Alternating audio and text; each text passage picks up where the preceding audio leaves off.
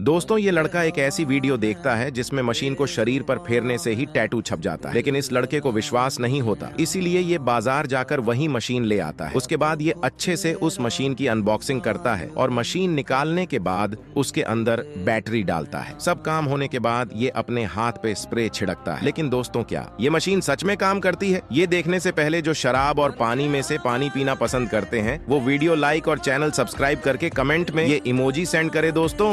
Last में तो इस मशीन ने सच में टैटू बना दिया।